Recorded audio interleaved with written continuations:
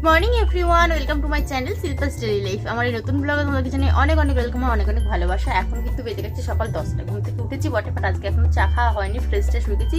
ছেলের কাঁথা কাপড়গুলো মা ধুয়ে দিয়েছিল, আমি মেলে দিয়েছি। তো ছেলে এখন দিদিদের ঘরে ঘুমোচ্ছে, মানে আমার বড় মাদের ঘরে ঘুমোচ্ছে দিদির কোলে। আর এসেছিল আমার শ্বশুর মশাই সকালবেলা ছেলের সাথে দেখা করতে। তো দেখা করে এই সময় বাড়ি ফিরছে, আর আমি ভাবলাম তাহলে এবারে ভিডিওটা শুরু করি। আর এখনো চা খাওয়া হয়নি, ওনার সাথে গল্প একটু করছিলাম। এবার চাটা খাবো, তো চলো খেয়ে নিই। আর মা তো একটু দোকানে গেছে, চলে আসবে।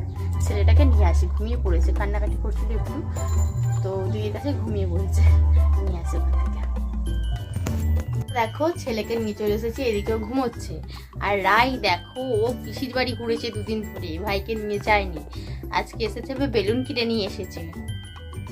এই বেলুনটা খুব সুন্দর, ভাইকে দিয়ে দিবি? দিবি না? এদিকে আর এইদিকে বেলুনটা নিয়ে এসে দেখিয়ে বলছে যে ভাই যখন বড় হবে ভাইকে এরকম একটা বেলুন কিনে দেবে। ওকে দিতে বলছি, ও দেবে না। কেমন দিদি? এবার কি হইলো বল? অনুষ্ঠানে গেছিলি পিসির বাড়ি? জোরে বল। হরিনাম হয়েছিল শুধু, অষ্টম পাঠ ছিল আর পিসিদের ওর পিসিদের ওখানে। হ্যাঁ, দাদা ওখানে গান করছিল, দাদা যেহেতু হরিনাম করে অনেক ফুল এনেছে।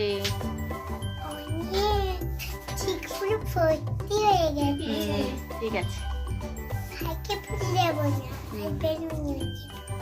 দিবি না তো?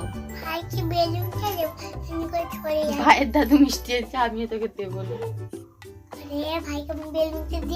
তাহলে দিবি? হ্যাঁ,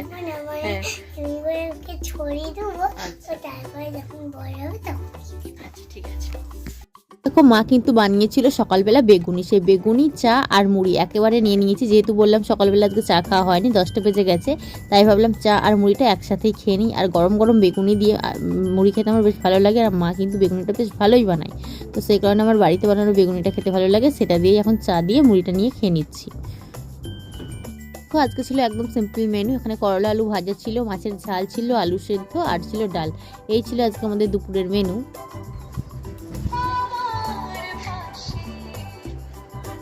নুন তো বেরিয়ে আছে, নুন ঢাকা দেবো না বাবা? ধরবি? তুমি এক্সপার্ট ছেলে। ধর ধর ধর ধর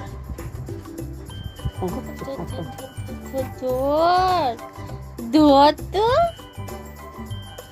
ধর তো।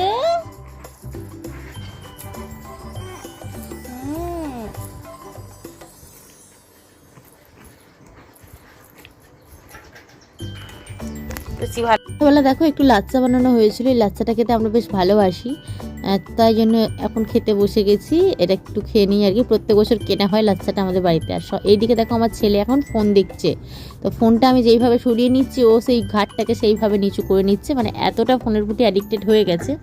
তো দেখো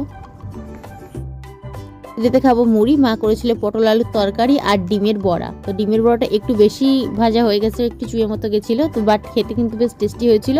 আর পটল আলুর তরকারি, এই দুটো দিয়ে আমরা মুড়ি খেয়ে নিচ্ছি। তো চলো আজকের মতো ভিডিওটা আমি এখানে শেষ করলাম। ছোট্ট একটু ভিডিও শেয়ার করলাম, কেমন লাগলো অবশ্যই কমেন্ট করে জানিও।